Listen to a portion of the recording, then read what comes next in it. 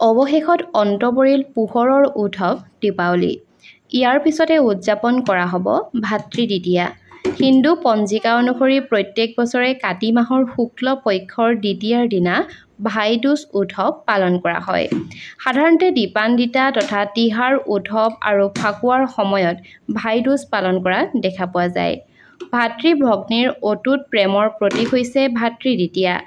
এই উৎসৱক যম দ্বিতীয়া আৰু ভাতৃ দ্বিতীয়া তথা ভাই দুজ নাইবা ভাই বীজ, ভাই টিকা, ভাই ফুটা ইত্যাদি নামেৰেও জনা যায়।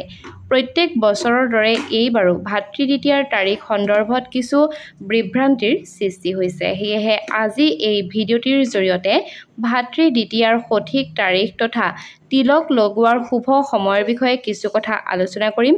গতিকে আজিৰ এই ভিডিঅ'টি স্কিপ নকৰাকৈ শেষলৈকে চাই থাকিব। হিন্দু পঞ্জিকা অনুসৰি এইবাৰ 22 অক্টোবৰ 2025 নিশা 8:16 পৰা দ্বিতীয়াৰ তিথি আৰম্ভ হ'ব। ইয়াৰ অন্ত পৰিব 2025 চনৰ 23 অক্টোবৰৰ দিনা নিশা 10:56। সেয়েহে 23 অক্টোবৰত ভাতৃ দ্বিতীয়া উদযাপন কৰা হ'ব। এই দিনটোত তিলক লগোৱাৰ শুভ সময় হৈছে দুপৰীয়া 1:13 পৰা বিয়লি 3:28। এই সময়ছোৱাতে ভগ্নীসকলে ভাতৃক তিলক নাইবা ভাতৃ দ্বিতীয়াৰ যি তিলক সেই তিলক লগাব পাৰিব। ভাই দুজ তথা ভাতৃ দ্বিতীয়াৰ তিলক লগোৱাৰ সহজ পদ্ধতি তথা ভাতৃ দ্বিতীয়াৰ তিলক আপোনালোকে কেনেকৈ লগাব লাগিব সেই সন্দৰ্ভত কেইটামান নিয়ম জনাব বিচাৰিছোঁ। এটা শুভ সময়ত পিঠাগুড়িৰে এটা আপোনালোকে বৰ্গ আঁকি ল'ব। ইয়াৰ পাছতে আপোনাৰ ভাতৃক সেই বৰ্গৰ ভিতৰত পূব নাইবা উত্তৰ দিশলৈ মূৰ কৰি বহাব। ভাতৃৰ কপালত সেন্দুৰ নাইবা চন্দনৰ তিলক লগাই অক্ষত তথা চাউল লগাব। ভাতৃ তথা দাদাৰ হাতত পবিত্ৰ ৰক্ষা সূতা তথা সূতাডাল আপোনালোকে বান্ধি ভাতৃক মিঠাই খুৱাব। ইয়াৰ পাছতে ঘিউৰ চাকি জ্বলাই ভাতৃৰ দীৰ্ঘায়ু কামনা কৰি আৰতি কৰক।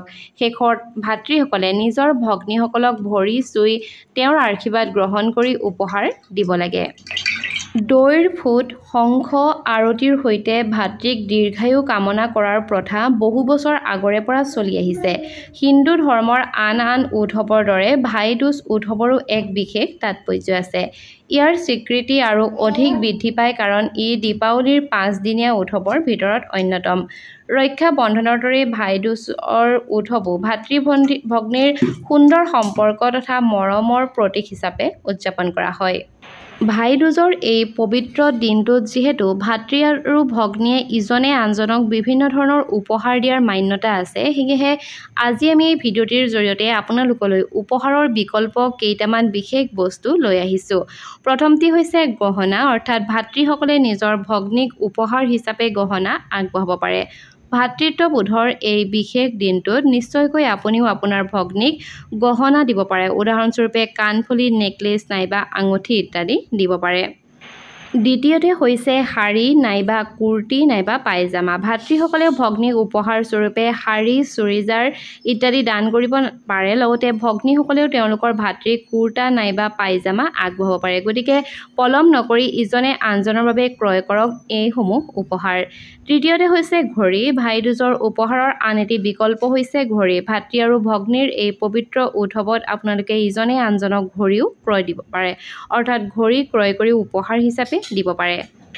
পাৰফিউম, কিতাপ, প্ৰসাধনৰ সামগ্ৰী, বেগ, লগতে আপোনালোকে ছানগ্লাছ ইত্যাদিও আপোনালোকে ইজনে সিজনক এই পবিত্ৰ দিনটোত উপহাৰ হিচাপে নিশ্চয়কৈ দিব পাৰে।